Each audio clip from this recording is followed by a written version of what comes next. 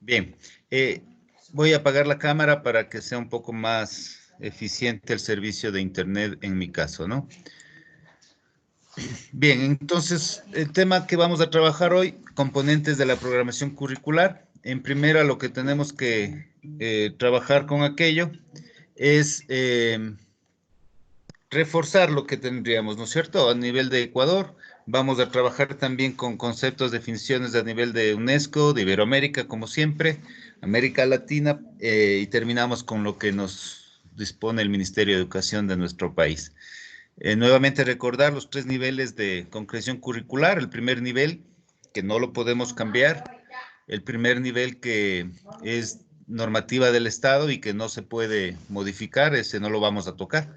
Eso ya es a nivel nacional. Pero vamos a trabajar sobre el segundo y tercer nivel, es decir, el mesocurrículo y el microcurrículo.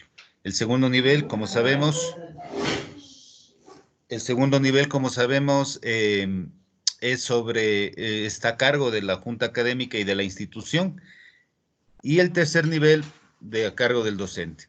Lo importante que debemos recordar es que en el segundo nivel y el tercer nivel, desde esta currícula del 2016, nos han permitido de alguna manera esta flexibilidad que antes no había, es decir, particularizar en nuestro currículo acorde al entorno, a la región, inclusive a los estudiantes, al nivel de estudiantes que tenemos, ¿no?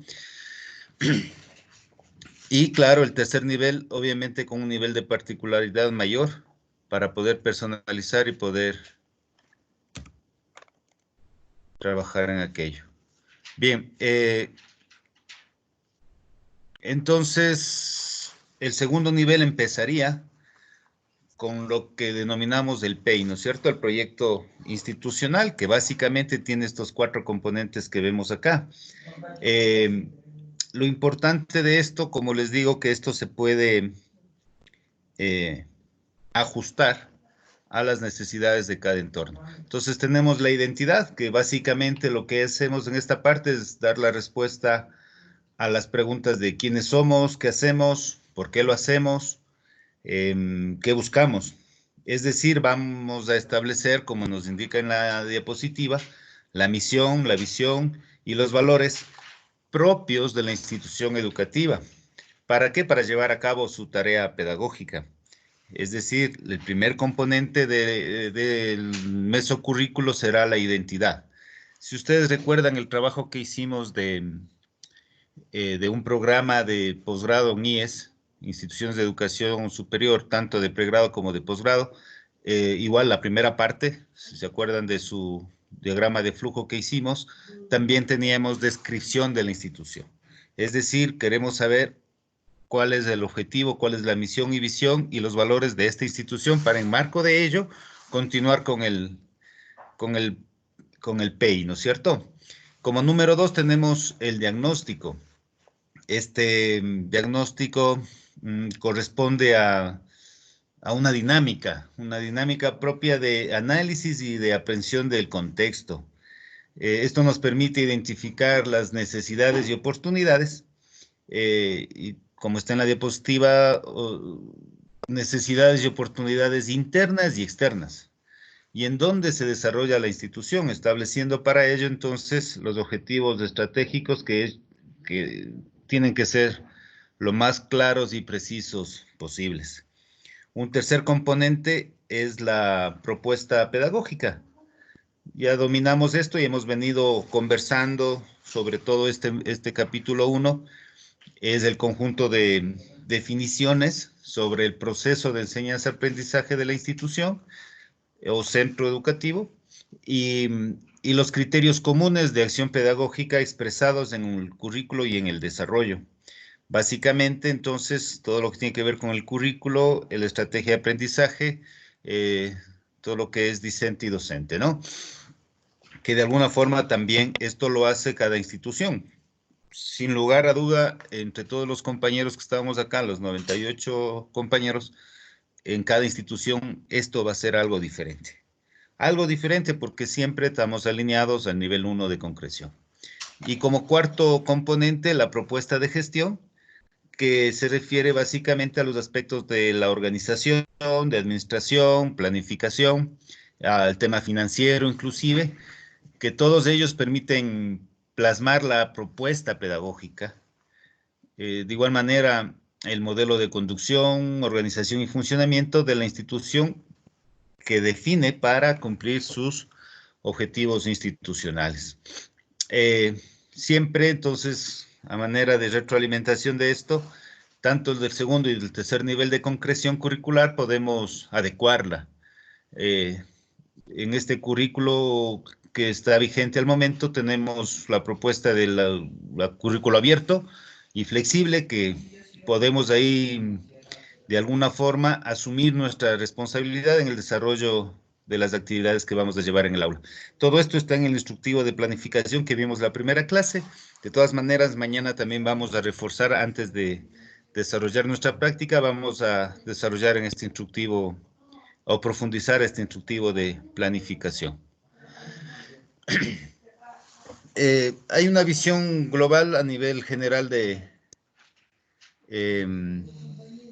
Iberoamérica, básicamente, que nos indican 6 componentes principales: la problematización, el propósito, la organización, los saberes previos, la motivación, la gestión y finalmente la evaluación. No está alejado de nuestra realidad, solamente es otro punto de abstracción que tienen de estos componentes para la programación curricular. Sin embargo, a nivel ya de país, nos indican estos componentes. Mañana veremos más a profundidad todo esto, pero a manera general los componentes que tenemos hoy a nivel de Ministerio de Educación, tenemos acá en primera instancia los fines. Si hacemos una analogía con lo que se maneja en otro lugar, propósito y organización, ¿no es cierto? ¿Qué significan los fines? De ahí vamos a tener, por ejemplo, si hablamos de educación inicial, se habla de perfil de salida. Si es que hablamos de EGB, Educación General Básica, o Bachillerato General Unificado, inclusive de los bachilleratos complementarios, hablamos de perfil de salida del bachillerato ecuatoriano, ¿sí? Es decir, es el mismo componente, solamente que de acuerdo a los niveles, tiene una denominación diferente. No se olviden entonces, en fines, por ejemplo, para educación inicial se llama perfil de salida, y para el resto, para bachillerato técnico, intercultural, bilingüe, complementarios, etcétera, se llama perfil de salida del bachillerato ecuatoriano. En segunda instancia tenemos los objetivos. Ahí, en cambio, de igual manera, para el nivel de educación inicial se llama subnivel de aprendizaje. Para el bachillerato general y básico se llaman objetivos de subnivel generales del área y áreas por subniveles también. Para el bachillerato técnico y bachillerato complementario se denomina modulares y unidades de trabajo. Y para el de intercultural bilingüe se denominan objetivos por unidad y por guía.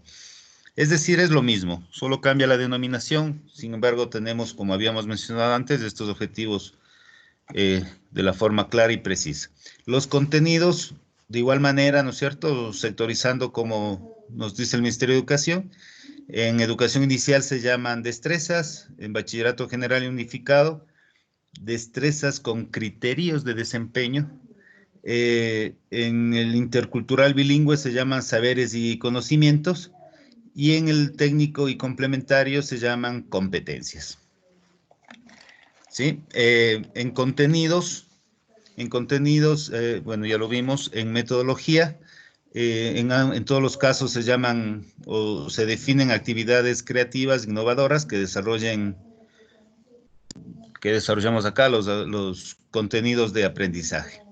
En los recursos, de igual manera, esto es general para todos, son todos los recursos analógicos, físicos, ambientes, talleres, laboratorios, entre otros, ¿no? Y finalmente la evaluación, que, bueno, aquí hay una separación. Si es que es educación inicial, se llaman indicadores de evaluación. Si es que son bachilleratos, se llaman criterios e indicadores de evaluación. Si es que es el bachillerato de educación intercultural y bilingüe, se llaman dominios.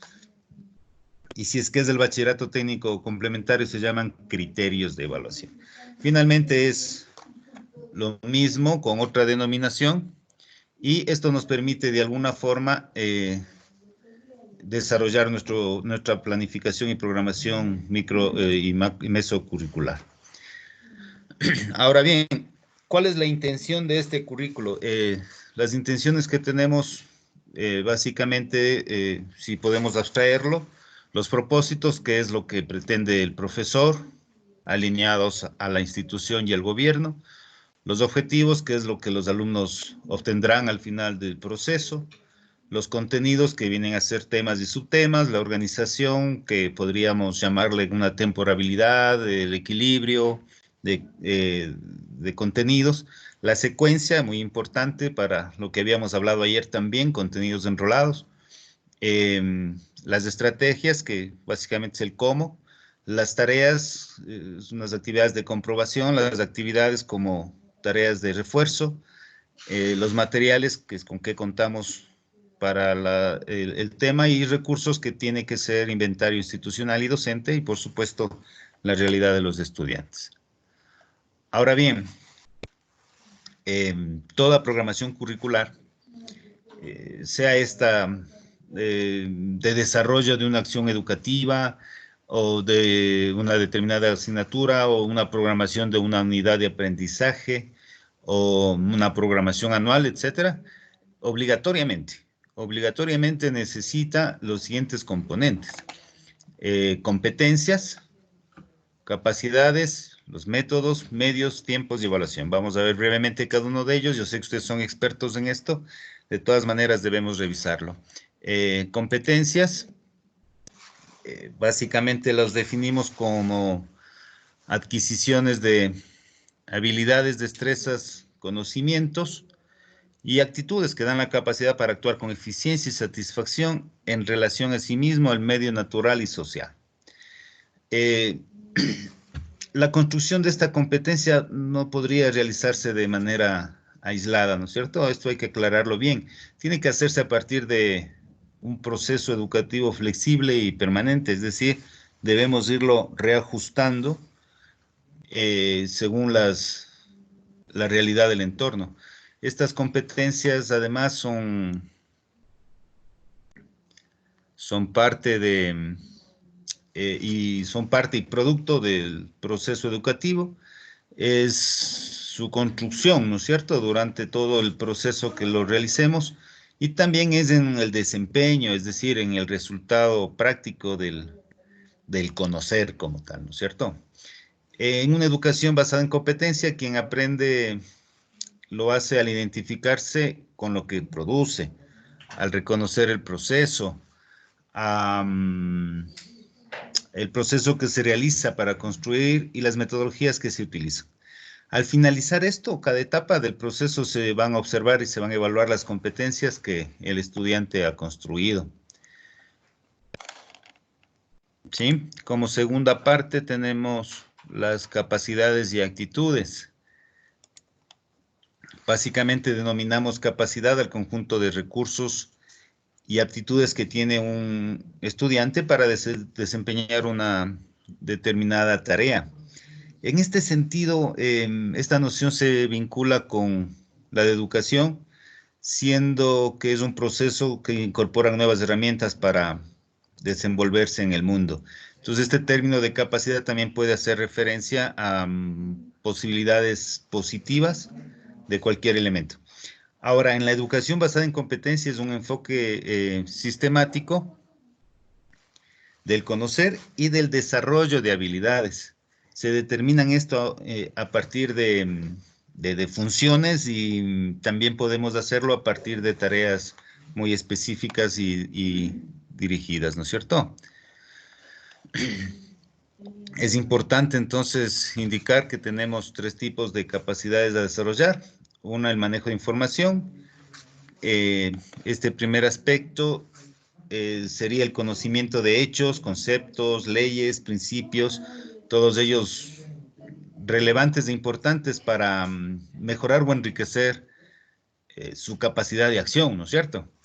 Luego tenemos el manejo de procedimientos, que básicamente sería la habilidad o destreza que tendríamos en el manejo de técnicas y estrategias para ejecutar la acción determinada. Y finalmente la reflexividad, que sería una capacidad para pensar de manera lógica y crítica sus propias acciones para evaluar su acción como tal o identificar aciertos o errores, ¿verdad?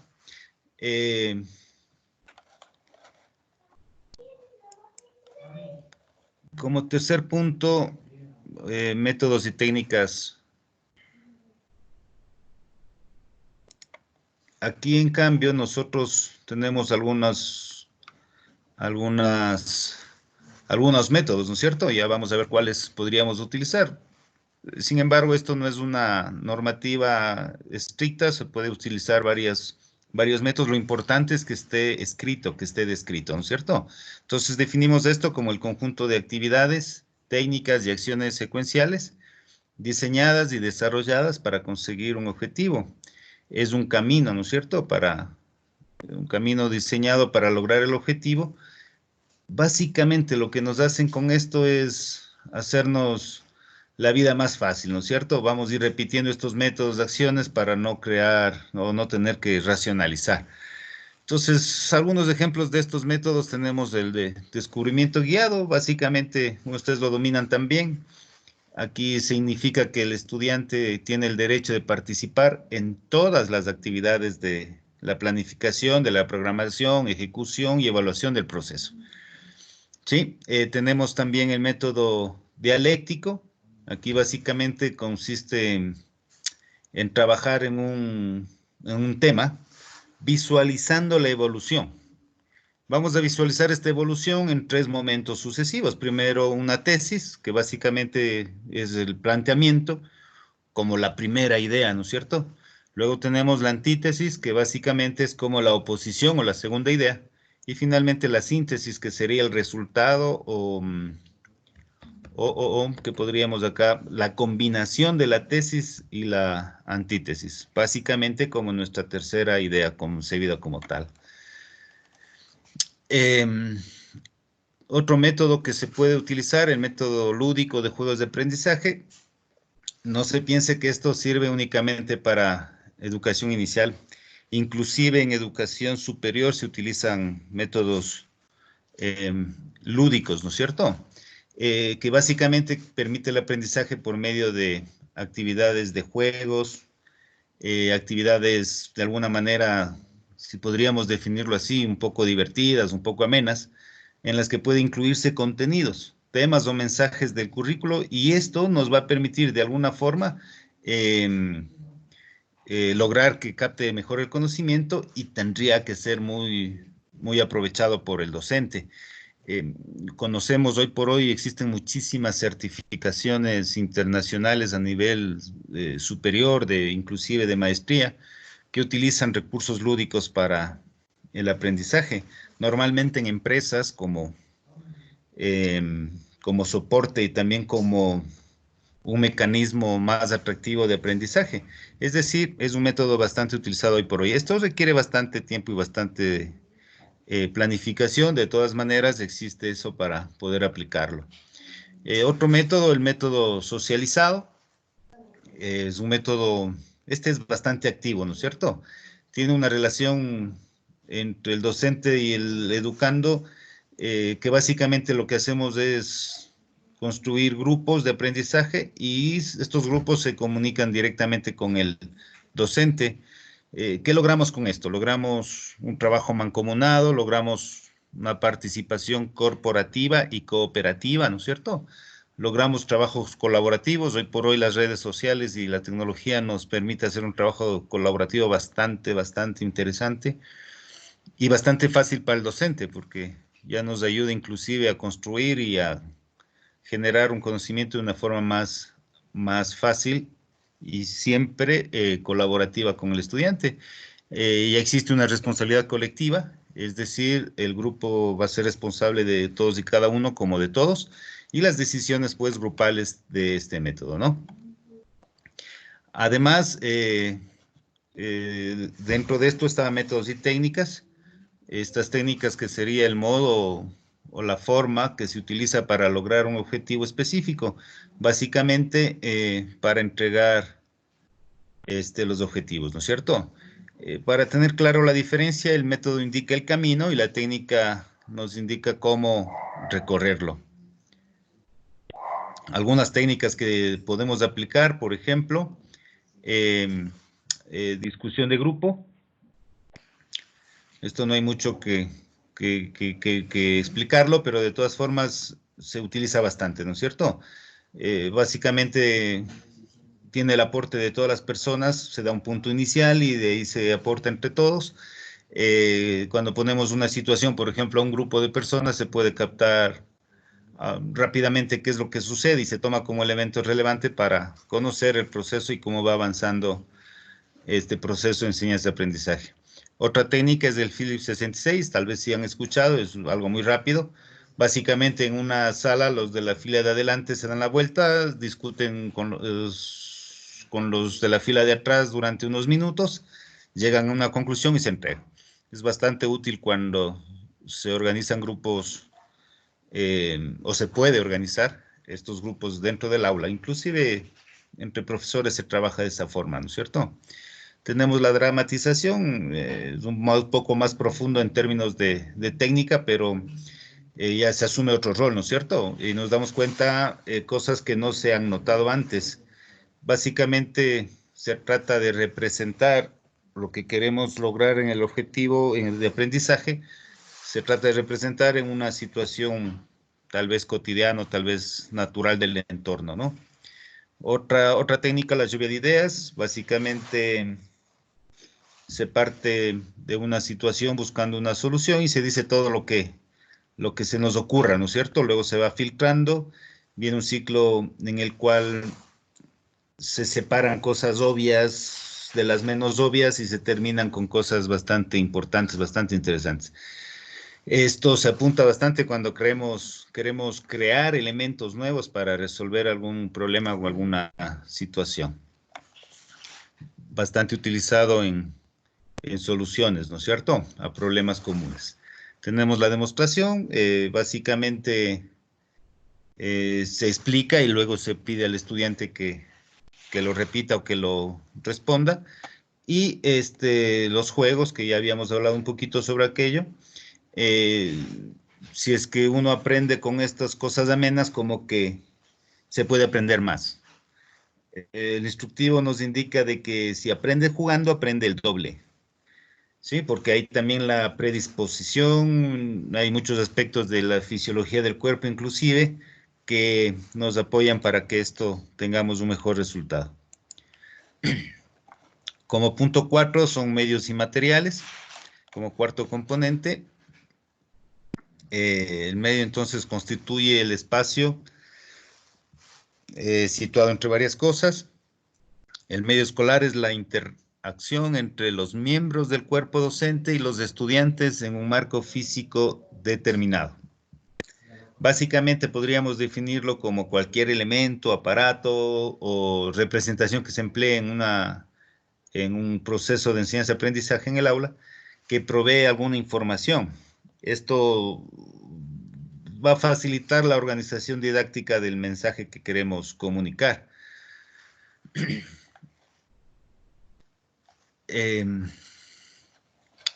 Algunos autores sintetizan de esta manera, ¿no es cierto? Son todos los canales a través de los cuales se comunica el mensaje a los estudiantes. Tenemos el proceso, habíamos indicado que podría ser cualquier elemento, aparato o representación que se emplee en el proceso, y esto nos termina o nos provee una información que sería ya el conocimiento adquirido.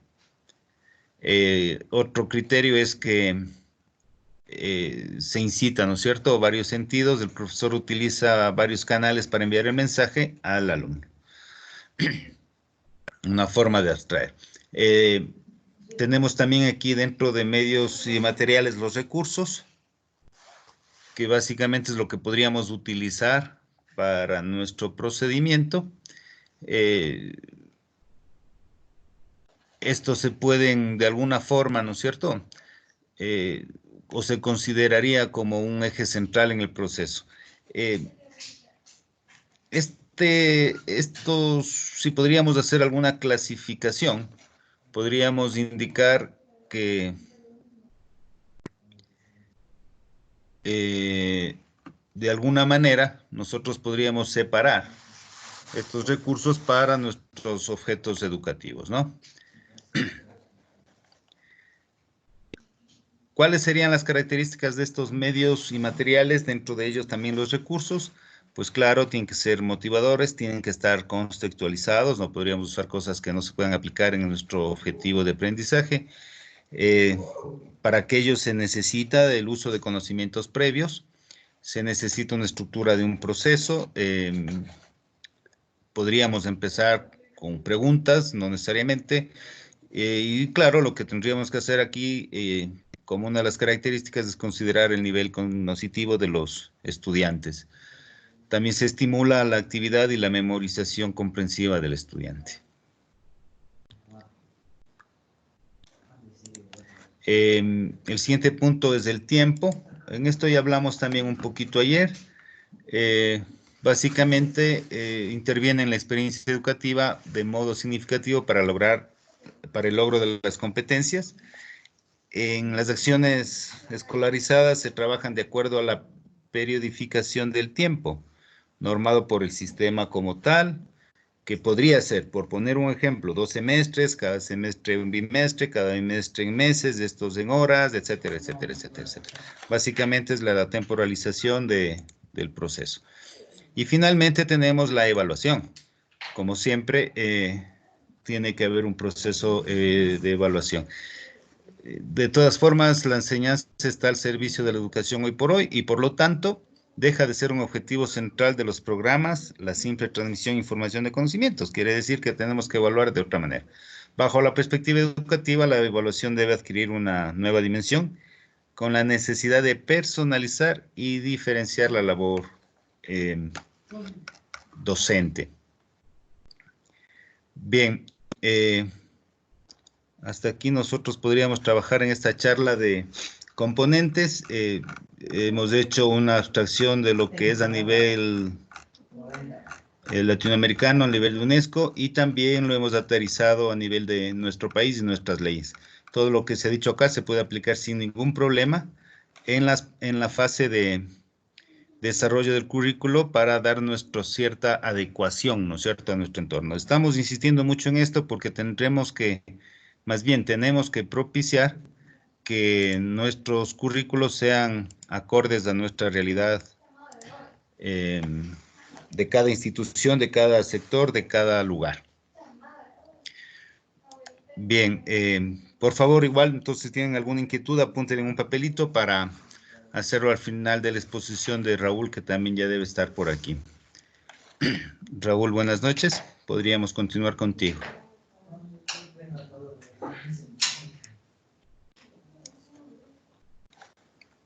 ¿Sí estás? Sí, buenas noches. Sí, buenas noches, Fernando, compañeros. ¿Cómo estás, Raúl? Gracias. Vamos entonces a continuar pues con la parte referente a los tipos de programación curricular que existirían. Voy a permitirme compartir la pantalla y vamos a quitar la camarita.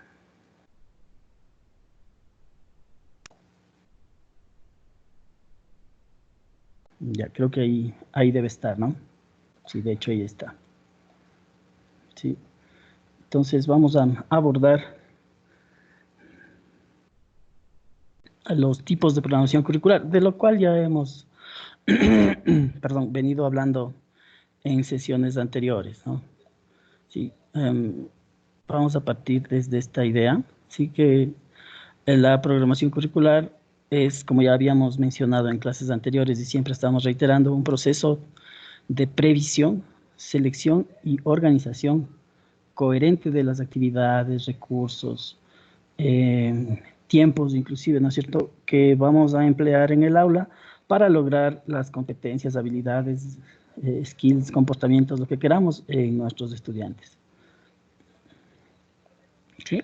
En ese sentido, pues la programación en el nivel de concreción curricular 3 nos refiere a 2 y 3, ¿no? Nos refiere a 3 elementos o 3 documentos de planificación que se deben crear, como son la programación anual, de la cual ya hablamos inclusive de la estructura el día martes anterior, me parece, sí, la clase 2. También tenemos la programación por unidad didáctica y la programación diaria, ¿no es cierto?, la que nos permite hacer un guión de lo que el profesor ejecutará durante su hora de clases, inclusive bien detalladito ahí, paso a paso, lo que él va a hacer para lograr lo que mencionábamos acá, ¿no? Lograr motivar conductas, lograr que el alumno obtenga capacidades, conocimientos, actitudes, ¿no es cierto?, skills, habilidades, ¿ya? Entonces, recordarles que el día de mañana, en unos 40 minutitos o 45 minutitos de lo que nos corresponderá, vamos a intentar llenar, ¿no? Llenar brevemente lo que es la programación anual y la programación de unidades didácticas, sobre todo enfocándonos a dónde encontrar ciertos insumos que nos van a servir para llenar estas situaciones. Recuerden que la semana pasada les había solicitado, por favor, que se consiguieran los currículums que están colgados ahí en la página del ministerio, ¿no es cierto? Entonces, para quienes lo dejaron para el último, tengan la bondad, mañana nos va a ser útil el currículum correspondiente al área y la materia que dictemos, ¿no es cierto? Ya, en ese sentido, no tenemos, como les decíamos, tres elementos indispensables y que hacen una unidad, ¿no es cierto?, que nos sirven pues para efectuar o garantizar que las actuaciones del docente en el aula no sean pues una improvisación, ¿no es cierto?, y que también, como dijimos ayer, debemos estar preparados. En base a esa planificación nosotros podemos hacer una evaluación de los procesos anteriores y una comparación con el plan. Si no hay un plan, nosotros no tenemos cómo comparar y no tendremos un eje, un horizonte hacia donde ir para, en fin, o en pro de mejorar los procesos educativos, ¿no es cierto? Entonces, aquí brevemente se detalla que la programación anual es la organización coherente, estructurada, sistemática, como quieran decirlo, de las unidades didácticas, ¿no es cierto? Es un esbozo de todos los temas temas grandes, ¿no?, que vamos a ver durante el año lectivo o periodo lectivo, semestre, como quieran decirlo. Sí, de ahí se desprenderían las unidades didácticas, que es la unidad básica de programación, en la cual se organiza la capacidad, el conocimiento, la actitud, la competencia, ¿no es cierto? Recordemos que una competencia ya es un conjunto de capacidades, actitudes y conocimientos que el estudiante sabe que puede aplicarlos para cierta cosa. Y eso es lo que ya llamamos el desempeño, ¿no es cierto? Sí, el desempeño. Y también tenemos el plan de clases, ¿no?, que es el que aterriza en la microplanificación de la hora, ¿no es cierto? Ahí inclusive podemos hacer un guión en el cual el profesor se va a basar o va a seguir inclusive con tiempos, ¿no es cierto? 5 o 10 minutos para la introducción, otros 10 minutos para una lluvia de ideas, 10 minutos para el contenido en una presentación, en un mapa conceptual, en Prezi, en lo que sea, hablando de recursos tecnológicos, ¿no? Luego unos 10 minutos para el rebote, unas preguntas otra vez, ¿no es cierto? Y al final 5 minutos para unas preguntas o un test rápido en el cual completemos los procesos de, valga la redundancia, de un proceso educativo, ¿no es cierto? Abarquemos todos, ¿sí? Entonces, como nos dice aquí, es un documento ya muy descriptivo, detallado, ¿no es cierto?, que indica todas las actividades que el docente propondrá en su hora clase, ¿no es cierto? Es decir, una herramienta de actividades y contenidos. Ok. El plan curricular anual lo vamos a revisar rapidito porque, como les mencioné, esto ya lo vimos con más detalle en la clase 2 del día martes anterior, de la semana pasada, perdón. Entonces, el PCA es un documento que corresponde al tercer nivel de concreción curricular y aporta una visión general de lo que se trabajará durante todo el año.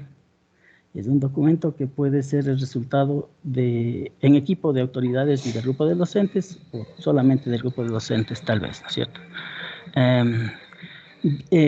Obviamente organizados también en las diferentes áreas, ¿no? Puede ser de matemáticas, lengua y literatura, ciencias naturales, etc. ¿Sí? Recoge, como dice aquí, o presenta las unidades de microplanificación desarrolladas, ¿no es cierto?, para cada curso, para cada grado, por periodos, ¿no es cierto?, y por periodo lectivo, año lectivo, semestre, quimestre, como sea, ¿no? Y se agrupa por asignaturas y presenta, como decíamos, las unidades que van a tratarse a lo largo del periodo escolar, ¿no?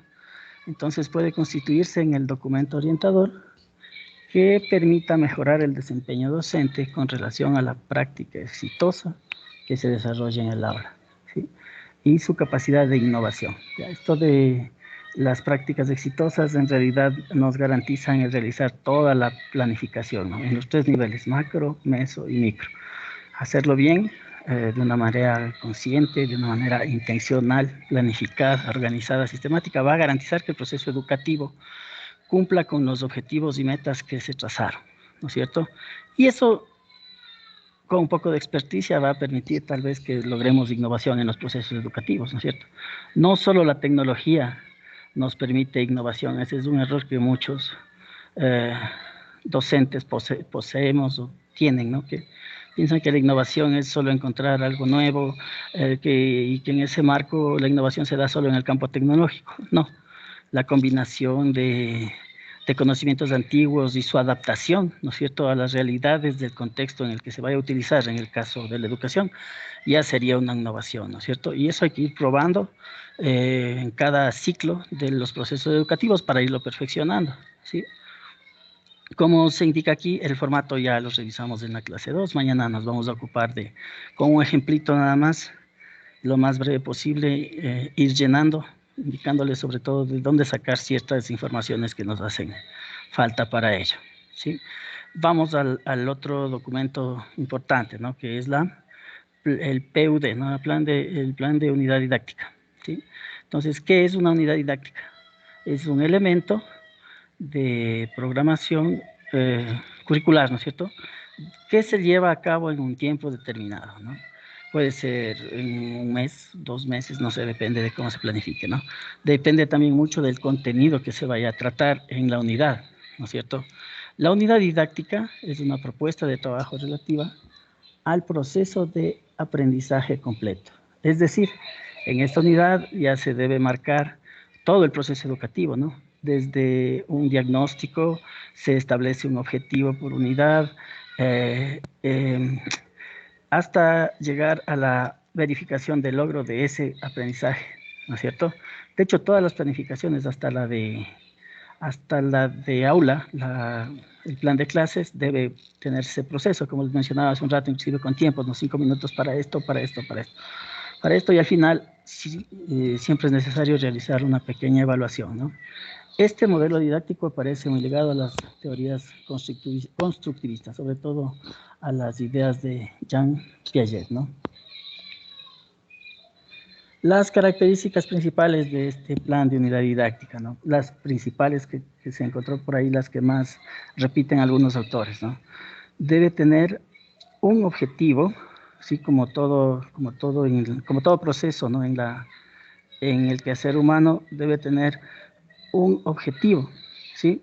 Y todos los elementos que se incorporen en este plan de unidad didáctica deben estar encaminados a un objetivo común, ¿no es cierto? Puede haber más de uno, bueno, 1 o 2 tal vez, pero los 2 deben llevar al cumplimiento de un objetivo común, que será lograr la habilidad o que el estudiante obtenga el conocimiento que queramos o que obtenga una capacidad, una competencia, pero todas las acciones que hagamos en las clases que se desglosen de una unidad de planificación, de una unidad didáctica, deben apuntar justamente a eso y deben ser actividades pues que sean evaluables, ¿no es cierto? Ya sabemos que el objetivo debe responder a un qué, cómo, para qué, si podemos ponerle a quién está orientado también, y si ahí podemos poner cómo evaluar o el mínimo aceptable de la habilidad, capacidad, comportamiento, competencia que yo quiero que obtenga el estudiante, si lo puedo poner ahí, es también muy buena estrategia, ¿no es cierto?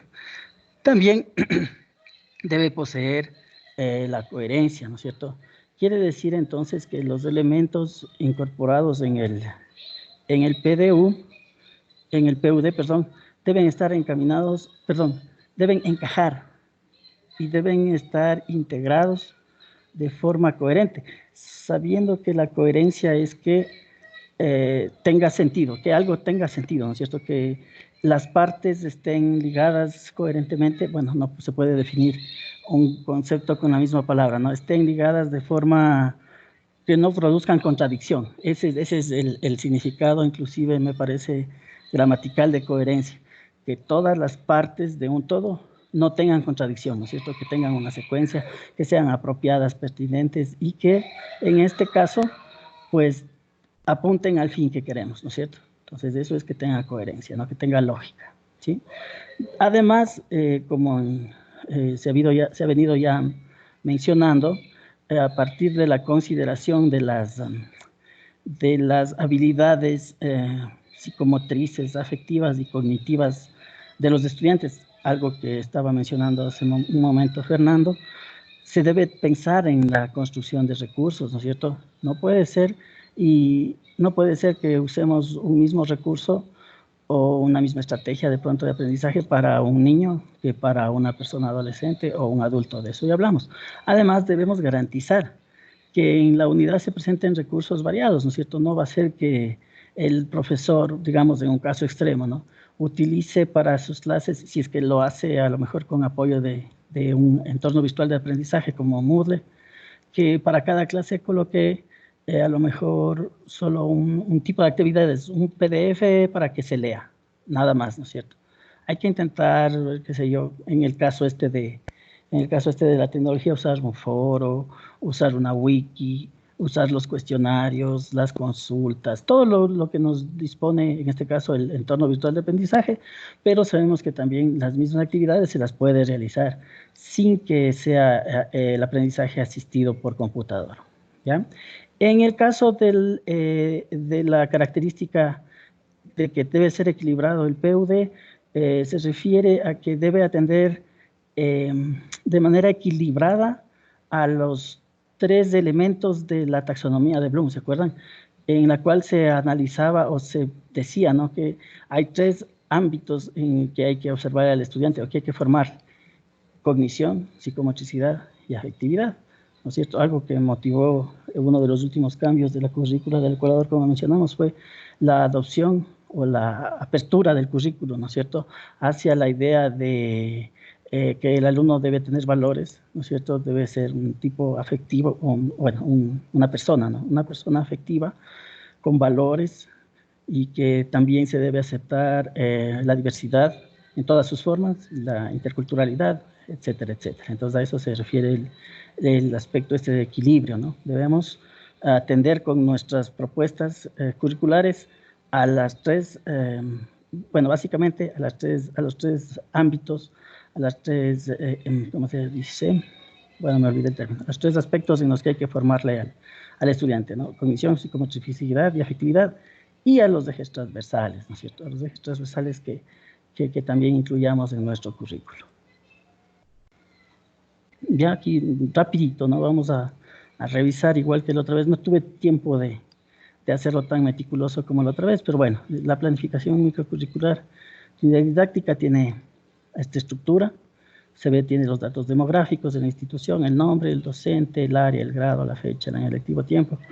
La unidad didáctica, aquí irá el nombre con el que le bauticemos, ¿no es cierto?, la unidad didáctica, la asignatura, el objetivo general de la unidad, los criterios de evaluación. Entonces, aquí vamos a poner, ¿no es cierto?, yo necesito que el estudiante obtenga el 80% en esta competencia, y tengo que también tratar de poner cómo voy a medir eso, ¿no es cierto?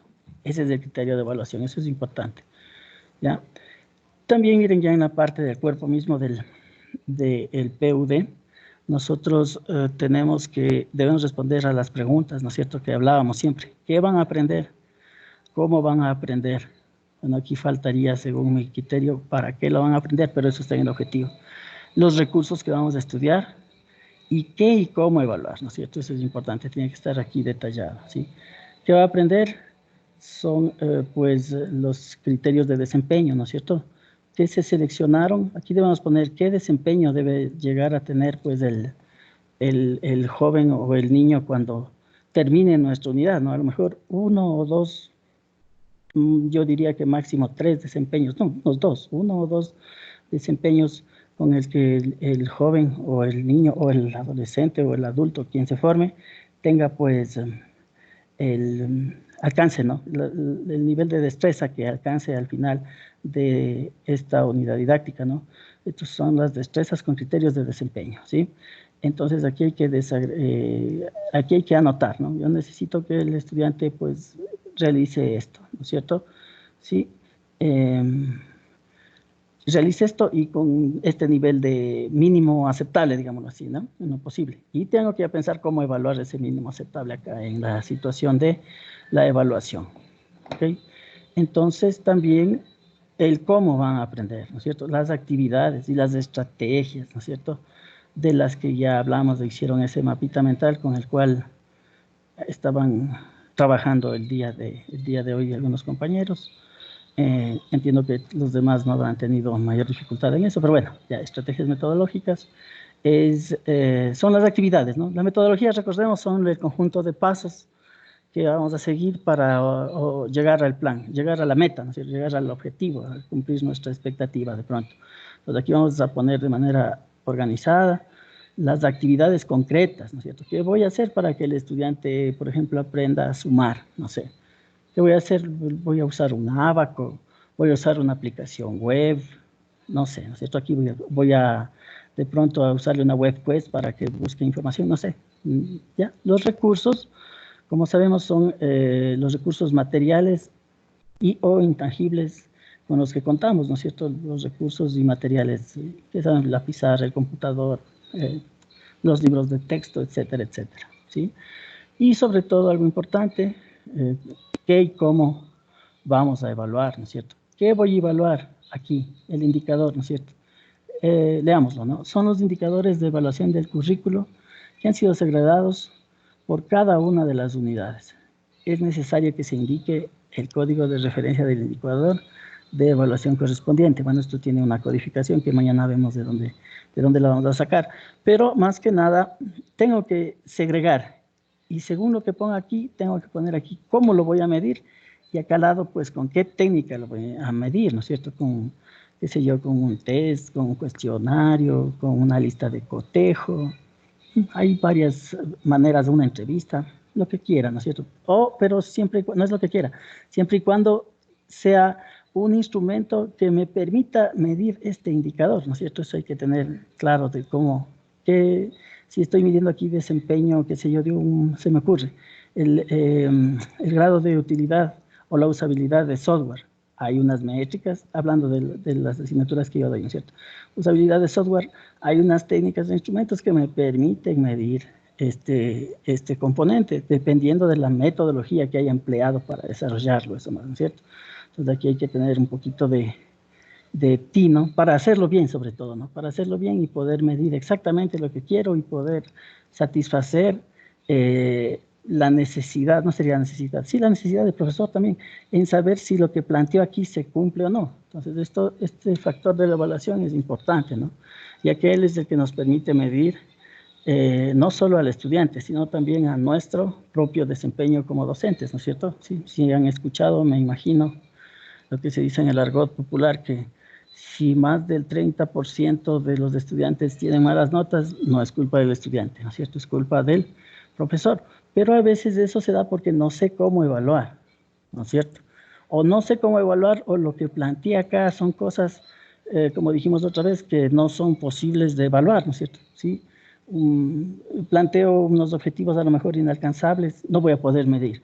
Igual aquí, cuando yo planteo un desempeño, no voy a poner, como dijimos el otro día, no, que el desempeño sea estudió, me parece que era, estudió la asignatura. ¿Cómo voy a medir eso?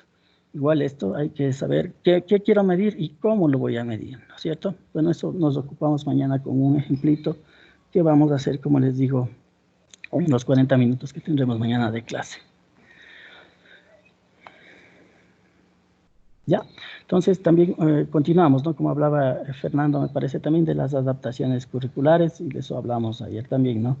Es una característica que permite que las planificaciones o programaciones se adapten, ¿no es cierto? Se acomoden al contexto, al tiempo, a la situación real, al tipo de estudiante, al tipo de institución, ¿no es cierto?, en el que vamos a plasmar o a realizar nuestros procesos educativos. Entonces, miren, necesitamos enunciar la necesidad educativa que presenta el estudiante. Puede ser o no asociada, puede ser asociada o no. Indicar las iniciales del o las estudiantes, ¿no es cierto? Entonces aquí vamos a poner la necesidad especial que presenta un estudiante, ¿no es cierto? Esto obviamente al comienzo, si no tenemos un apoyo, qué sé yo, del psicólogo de la institución, ¿no es cierto?, de bienestar estudiantil, y a lo mejor nos podríamos conseguir un informe sobre los estudiantes que presentan algún tipo de, no iba a decir trastorno, no es decir, algún tipo, que tienen alguna diferencia, ¿no es cierto?, que tienen alguna diferencia que hace que haya que prestarles un tipo de atención especial. De eso se trata estas adaptaciones, ¿no es cierto?, que podamos adaptar el currículo a nuestros estudiantes, ni siquiera me gusta la palabra, especiales, diferentes, a los estudiantes que son diferentes, ¿no es cierto? Sí, también miren, están las destrezas con criterio de desempeño y nos indica que en las adaptaciones curriculares hay que anotar la misma destreza para todo el grupo, la alcanzable, ¿no es cierto? En adaptaciones grado 3, especificar la destreza con criterio de desempeño modificada con respecto al objetivo de la unidad. Pues aquí tengo que poner cuál es el óptimo para todos y cuál es el que deseo que alcance la persona que presenta alguna diferencia. ¿No es cierto? Igual aquí las actividades específicas con las que podríamos trabajar con todo el grupo, ¿por qué no? Pero que están un poquito orientadas para ayudar a quien presenta esas diferencias que se anotaron por acá, ¿no es cierto? Los recursos es lo mismo de hace un momento, ¿no? Son los equipos y materiales, recursos, infraestructura específicos con los que vamos a realizar las actividades, ¿no es cierto? Las actividades propuestas aquí, ¿ya? Y la evaluación, como dijimos, indicar en función de las condiciones estas del destreza de criterio con desempeños para los estudiantes diferentes, pues no, hay que indicar cómo le voy a evaluar a esa persona, ¿no es cierto? A lo mejor cambiando el nivel de dificultad o a lo mejor adoptando otra métrica, ¿no es cierto? Puede ser otro indicador o puede bajar un poquito o subir, no sé, ¿no? O subir el grado de aprobación. Porque esta adaptación curricular no va a ser a lo mejor solo para las personas que tengan, ahora sí voy a usar la palabra, un déficit o alguna diferencia que haga que su rendimiento sea menor. Se puede hacer una adaptación curricular para alguien que sea un superdotado, por ejemplo, ¿no es cierto? Merecería también una adaptación curricular, un reto, ¿no es cierto? Ponerles retos, ¿ya? E igual, asociado a esto, dependiendo de lo que ponga aquí, pues tengo que pensar las técnicas e instrumentos específicos que me permitan evaluar los indicadores que puse aquí para que cumplan o que me permitan evidenciar el progreso o la adquisición de las destrezas, en este caso, ¿no es cierto?, las habilidades, competencias que estamos buscando desarrollar en nuestros estudiantes. ¿Sí? Ya, entonces esto mañana lo vamos a trabajar más a profundidad. Yo mañana les colgaré un Word o un PDF, Excel, perdón, Word o Excel, de las plantillas, ¿no? Que de seguro muchos las tienen, pero yo les cuelgo ahí y vamos a ir haciendo un ejemplito. Sobre todo, todos hemos hecho esto, ¿no es cierto? Ya sabemos de qué va, de qué trata. Pero vamos a ver de pronto de dónde sacar esta información o tal vez como vamos a hacer mañana la práctica de cómo escribir los objetivos. También les había pedido cuando vimos la clase de cómo redactar objetivos que vayan ya planteando sus objetivos, ¿no es cierto? Entonces mañana vamos a hacer una revisión de todo eso para ver, cómo ir llenando estos formatos, ¿no? Tanto del plan anual como del plan de unidad didáctica. ¿Sí? Y el último, pero no menos importante, ¿no? El plan de clase o la denominada sesión de aprendizaje, ¿no es cierto? El plan de clase es la expresión más específica, como dice aquí, de una programación curricular, es lo que hemos dicho, ¿no es cierto? Esta nos permite planificar de manera muy específica las actividades que el docente va a hacer frente a su clase, ¿no es cierto? ¿Qué va a hacer? Como les decía, con tiempos, ¿no? 10 minutos hago esto, 5 minutos hago esto, al final completo los 60 minutos que vamos a emplear para el proceso educativo, ¿no es cierto? Esto evita, como dijimos siempre, la la improvisación de los quehaceres docentes, ¿no es cierto? Los quehaceres docentes en el aula, ¿sí? Como dice aquí, también nos permite dosificar, ¿no es cierto?, los elementos que nos permitan el avance progresivo. Entonces, un plan va a ser la concatenación, un plan de clases concatenado con el anterior y está diseñado para concatenarse con el que viene el siguiente día, la siguiente semana, ¿no es cierto? Esto para desarrollar las capacidades, habilidades previstas en nuestra planificación, ¿sí? Entonces, también como toda la planificación, es una organización sistemática, secuencial, objetiva, ¿no es cierto?, coherente y temporal. Aquí ya es bien, se hila fino, ¿no es cierto? Como les digo, hay que hilar o planificar para 1 hora o 45 minutos o 50 minutos que duren nuestras clases. Para cada sesión, ¿no? Que se realizará como propuesta para lograr los aprendizajes esperados en nuestros estudiantes. Ahora bien, vamos a ver algunas características que hacen que este plan de clases sea pues importante, ¿no es cierto? Obviamente el plan de clase, al igual que la didáctica y la pedagogía, van a variar dependiendo del tipo de materia, ¿no es cierto?, el objeto de estudio, el contenido que vamos a enseñar. Bien sabido es que hay quienes hemos recibido un poquito de formación de licenciaturas para ciencias de la educación, sabemos que la didáctica de la matemática no es la misma que la didáctica de ciencias naturales, ¿no es cierto? ¿Ya? Entonces, hay cosas que cambian y si nuestra programación curricular, así en términos generales, es específica, como ya lo es la planificación anual de unidad y esta planificación de clase, específica me refiero a una asignatura X, ¿no?, a un área, hay situaciones que la hacen diferentes de otras planificaciones, no en la estructura, sino más bien en la concepción y en los contenidos que se deban poner ahí, pero para eso cada uno es experto o conoce bastante bien el objeto de estudio, la asignatura, la materia que se imparte, ¿no es cierto? Entonces, en primer lugar, este plan de clases, pues como toda la programación curricular en cualquier nivel de concreción, ayuda pues a organizar las clases, ¿no es cierto? A veces, me ha pasado, inclusive nos ha pasado, que uno se puede perder en los contenidos, no sé si les ha pasado, ¿no es cierto? Uno se puede perder en los contenidos y a veces sí me ha pasado, me ha tocado al estudiante, a ver, ¿en qué nos quedamos? ¿Sí o no? Esa sería una muestra clara de que el profesor que llega, y les digo que me ha pasado, no ha planificado su clase. Si ya lo tuviera premeditado, ¿no es cierto? Si la organización curricular, si la programación curricular estuviera hecha de antemano, pues no haría falta que ocurran eso, ¿no es cierto? ¿En qué nos quedamos? O entrar a la aula virtual a ver en qué nos hemos quedado, cosas así, ¿ya? Nos sirve entonces para esto, ¿no? ¿Se acuerdan? Muchos de ustedes seguro, al igual que yo, hicimos cuando hicimos nuestras prácticas preprofesionales en educación, tuvimos que al final presentar nuestra carpetota, nuestro anillado grande, con todas las planificaciones presentadas de ese periodo lectivo, ¿no es cierto? Si tenemos pues ese material y los contenidos sobre todo no han cambiado mucho de un nivel al otro, podríamos basarnos en ese mismo para hacer nuestra nueva planificación o basarnos en esa para ir pues guiándonos y ir haciendo la nueva planificación que se debe rehacer, ya quedamos, es verdad, se debe rehacer, pero como estamos diciendo que es un proceso cíclico, en algo me podría basar, ¿no es cierto? En algo de lo que se dio en procesos anteriores. Entonces, un aspecto importante de la planificación de clase es pues esto, ¿no?, que nos permite organizar qué voy a hacer en cada clase y a tener una secuencia, ¿no? Una secuencia de temas que voy a tratar por cada clase y eso va a ser muy importante para nuestro desempeño. Sí, perdón.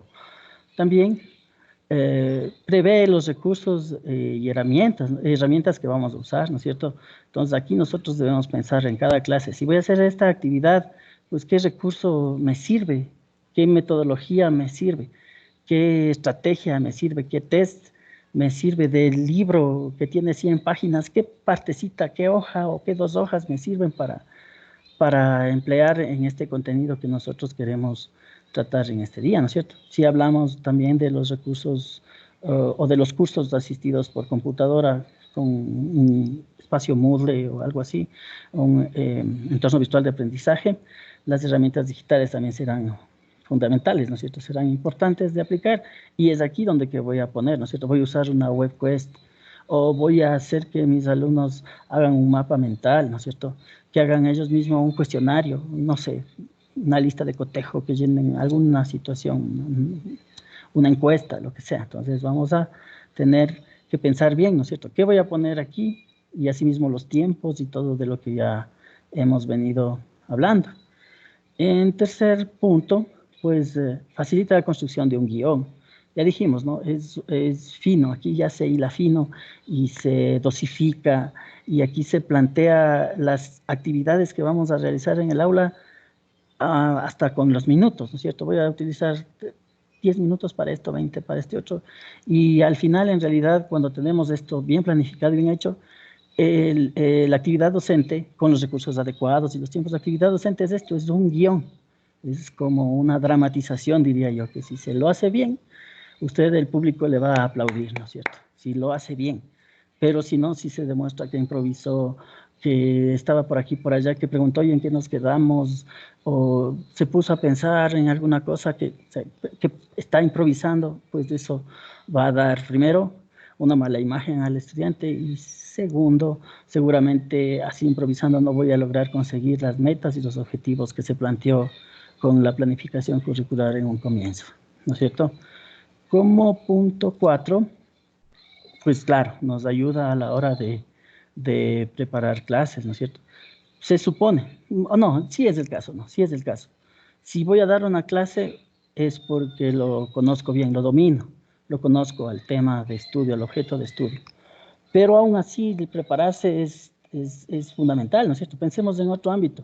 El jugador de fútbol, claro, es hábil, conoce las reglas del juego, sabe que al saltar a la cancha, si es delantero, tendrá que tratar de hacer goles, pero si no está preparado, si no entrenó, ¿no es cierto? Y si no sigue las indicaciones del táctico planificador, ¿no es cierto? Del táctico estratega, como le dicen, que es del técnico, posiblemente, y al ser una actividad de conjunto, no se llegue al objetivo deseado que es ganar. Entonces, el estar en un entrenamiento constante, el estar actualizado, es importante, pero el plantear las actividades que vamos a hacer en la clase también es muy importante, nos va a servir a que hagamos bien las cosas y a pesar de la experticia que tengamos, siempre está bueno estar al día y estar preparado, ¿no es cierto? Para cualquier actividad de la vida hay que estar preparado, ¿no es cierto? En este caso también ese aspecto es muy importante.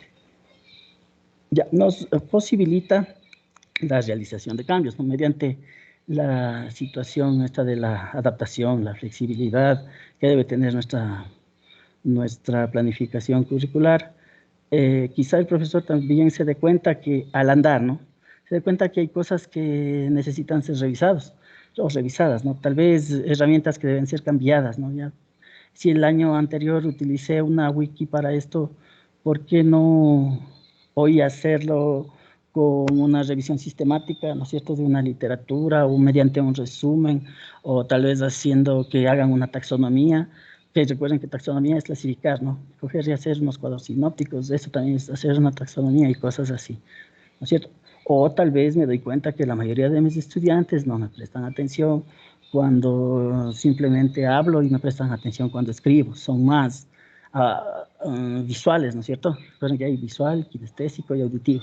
Si me doy cuenta que la gran mayoría, porque uno se da cuenta, ¿no es cierto?, que la gran mayoría no me presta atención solo cuando hablo o no me presta atención cuando escribo, uso la parte cinética, ¿no es cierto? O al revés, utilizo otra estrategia, ¿no es cierto? A eso se requiere esto de los cambios, a esto se refiere esto de los cambios, no a cambiar los contenidos, sino a cambiar perdón, las estrategias con las que vamos a impartir esos contenidos, ¿no es cierto?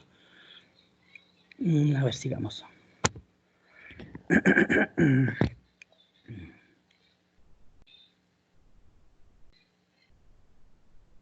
Ya, bueno, para ya ir finalizando, algunas preguntitas que debemos hacernos para planificar, ¿sí? ¿Qué van a aprender? ¿Qué contenidos les vamos a indicar, ¿no es cierto? Igual, qué competencias necesito que adquiera a través de los contenidos presentados en las actividades propuestas y con qué indicadores vamos a medir ese nivel de aprendizaje o la adquisición de competencias, de valores. ¿Cómo voy a medir? Eso hay que tener claro, ¿no es cierto? Otra, ¿quiénes son los que van a aprender? ¿Sí? El contexto sociocultural de los estudiantes, las diferencias en el aprendizaje, aunque también, como dijimos, es utópico, ¿no? No me puedo fijar en grupos muy grandes como sucede en nuestro sistema de educación, no me puedo estar fijando, en realidad en todo el semestre tal vez le detectaré a uno, pero no me puedo fijar en todos, ¿no? Para saber en realidad qué diferencias tiene un estudiante, las diferencias individuales me refiero, ¿no? ¿Qué diferencias tiene un estudiante con respecto a sus compañeros? Y las características en el aula. Pero esto sí considero que hay unas métricas que nos engloban a todos en un contexto sociocultural y también las características del aula, ahí adentro estamos todos juntos y somos iguales, digamos así, ¿no? ¿Cómo voy a conseguir ese aprendizaje? Dependiendo de qué quiero que logren, utilizaré una u otra estrategia metodológica, ¿no es cierto? Uno u otro recurso. ¿Sí? Y obviamente con qué recursos vamos a conseguir que aprendan, ¿no? Los materiales y los recursos educativos que vamos a emplear. Si tiempo nos permite, en una de estas sesiones vamos a profundizar en esto, aunque en realidad no estaba planteado, pero me parece importante ver cómo plantear materiales y recursos educativos. O si no, se les colgará algún material ahí para que disfruten de la cuarentena leyendo. Bueno, estas otras preguntitas, ¿no? ¿En cuánto tiempo? Recuerden que la planificación debe considerar también el tiempo, ¿no es cierto? Y la organización también tiene que procurar hacer que las actividades propuestas y las metas y los objetivos sean alcanzables y viables, ¿se acuerdan? En cuanto al tiempo, ¿no es cierto? Entonces, en las planificaciones debemos también estimar, ¿no? En las planificaciones de clases, las horas o los días que vamos a tardar en dar un tema determinado, ¿no es cierto? Un tema más amplio, tal vez tome semanas, tome meses, unidad de planificación didáctica, ¿no es cierto? La planificación en la didáctica, o periodos más grandes del anual, ¿no es cierto? También hay que considerar dónde va a ocurrir, en el escenario de aprendizaje, ¿no es cierto? Miren, ahora si yo estoy complicado en realidad un poco con el tiempo, es porque, y me imagino que muchos de ustedes también, porque nuestros hijitos están ahora en casa, ¿no es cierto? Y el escenario de aprendizaje de ellos cambió totalmente, pues. Igual el escenario de aprendizaje del docente, que es la profesora, en mi caso de mis niños son pequeños, cambió también totalmente. Se están adaptando recién a utilizar un medio digital, ¿no es cierto? A nosotros también nos costó el primer, segundo día hasta conectarnos bien, entender la herramienta. Imagínense con niños, y niños son pequeños aún, ¿no? Entonces, eso hay que también tener presente, ¿no? Lo que estamos pasando ahora es un contingente y todo el mundo está desesperado intentando no perder clases utilizando los recursos digitales como estamos haciendo ahora. Pero por ahí alguien escribió algo muy cierto, ¿no? Y ustedes, los de educación media, lo saben. Sacaron del currículo a computación y ahora recurrimos a la tecnología. Hay estudiantes y con todo respeto también profesores que no se llevan bien con la tecnología. Entonces, hay que estar también pendiente de esto y estar también preparados para los contingentes y para las vicisitudes que nos presenta, por ejemplo, esta situación de este virus del coronavirus, ¿no es cierto? Ahora la mayoría está con teletrabajo, con teleeducación y la verdad faltan competencias digitales. No en todos, ¿no? Pero sí faltan competencias digitales. Los escenarios son importantes también. También tenemos que pensar en la evaluación, ya lo hemos dicho, ¿no es cierto? ¿Cómo quiero verificar el progreso? Si el progreso es afectivo, por ejemplo, si quiero generar un valor, ¿cómo voy a medir ese valor? Tengo que pensar bien, ¿no es cierto? Y si no voy a poder evaluar eso, y gran parte del contenido se refiere a cómo lo hago, se refiere a esa situación, cómo lo hago. Tenemos que pensar en eso, ¿sí? ¿Cómo vamos a evaluar y con qué instrumentos? ¿Ya? ¿Cómo atenderemos las diferencias de lo que hagamos, ¿no es cierto? Un niño o un joven que presente dificultades o que presente, que sea superior, ¿no es cierto?, en sus capacidades. ¿Cómo voy a atender esas diferencias, ¿no es cierto? ¿Cómo le atiendo al que aprende lentito y al que necesita más, ¿no es cierto? Sí les debe haber pasado que hay gente que necesita más de nosotros en cuanto a la atención de sus inquietudes y situaciones así. ¿Ya? Como último punto, ¿qué haremos o qué estrategias podemos usar para que nadie se quede atrás? Lo ideal es que todos terminen el curso, ¿no es cierto? Pero no porque me siente y diga, ay, qué sé yo, son 40 niños y les voy a poner 8 a todos. Jamás, ¿no es cierto? Jamás así. Debemos procurar que la mayoría, si no todos, debe ser todos, creo yo. Todos deberían pasar, pero siempre y cuando cumplan los estándares, ¿no es cierto? Y ellos van a saber en base a esto, en base a qué le pongamos en evaluación. Si nosotros le explicamos al estudiante, como les decía, yo necesito que tú con este contenido, y eso lo pongo en el objetivo, necesito que con esto, para esto, con esto y por esto, tú consigas esto en este nivel. Si yo le logro decir eso al joven, vamos a lograr, es una primera estrategia, ¿no es cierto?, en la cual el joven se va a sentir motivado. Ah, me toman en cuenta, sé que debo lograr con esta clase que recibo, ¿no es cierto?, con esta temática, debo hacerlo. Se va a esforzar y funciona eso. Entonces, bueno, hay que estar pendiente de todo esto, ¿no es cierto?, cuando vamos a planificar. Sí, vamos a parar la presentación. Antes de pasar a la explicación de las tareas, no sé si nos ayudan, si hay preguntas o algún comentario. Por ahí debe andar Fernando también. Hola, Fer. Bien, Raúl, compañeros, buenas noches.